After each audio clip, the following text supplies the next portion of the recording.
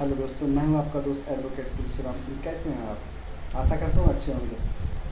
अभी एक सब्सक्राइबर का मैसेज आया था, कमेंट्स आया था कि सर हम एफआईआर लिखवाने गए थे, उनके साथ कुछ कॉन्जिबल ऑफेंस हुआ था, लिखवाने के लिए गए थे बट पुलिस वालों ने एफआईआर नहीं लिखा।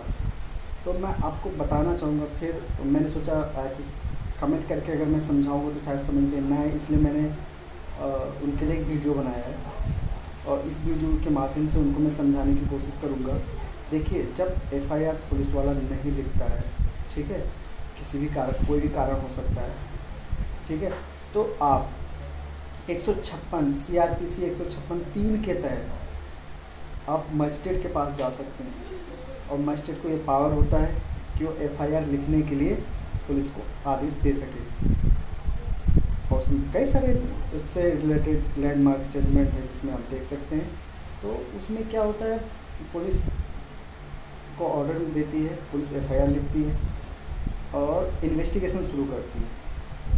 या आप इसे कह सकते हैं केस का स्टेटस जानने के लिए, ठीक है, कोर्ट उनको ऑर्डर कर सकता है।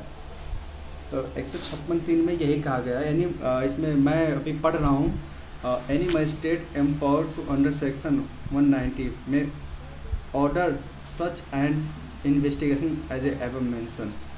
इसमें वो इन्वेस्टिगेशन पुलिस को करनी पड़ती है, अगर नहीं करती है, क्योंकि उसमें मजिस्ट्रेट को पावर दिया जाता है 156(3) में, जिसमें एक बीनू लैंडमार्क जजमेंट है, सुप्रीम कोर्ट का लैंडमार्क जजमेंट है 156(3) के, ठीक है, उसमें तहत है, उससे रिलेटेड है।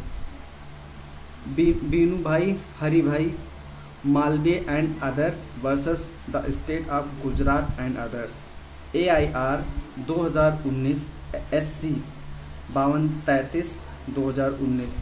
इसमें जो सुप्रीम कोर्ट केस होता है उसमें इसका जो डेट दिया रखा है, और ये स्केल में भी है, JT में भी आया हुआ है।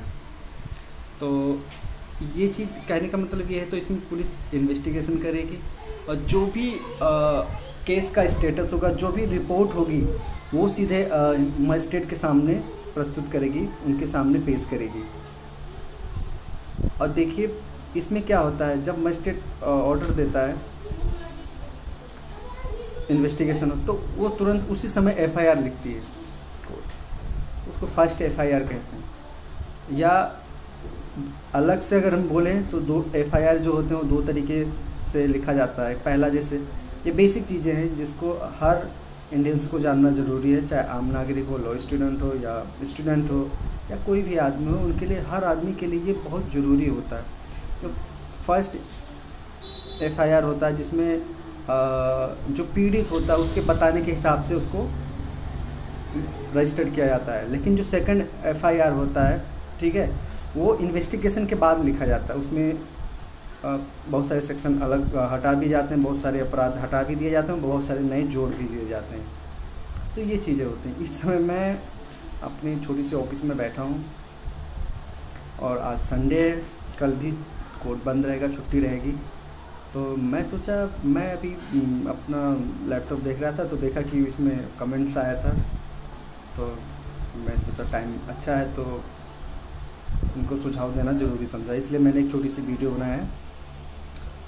तो ये चीज़ है 156(3), ठीक है, और इसमें आपका इन्वेस्टिगेशन होगा तो ये मजिस्ट्रेट के पास जा सकते हैं। अगर इसके बावजूद इससे मजिस्ट्रेट के पास जाने से पहले भी आप एक काम कर सकते हैं।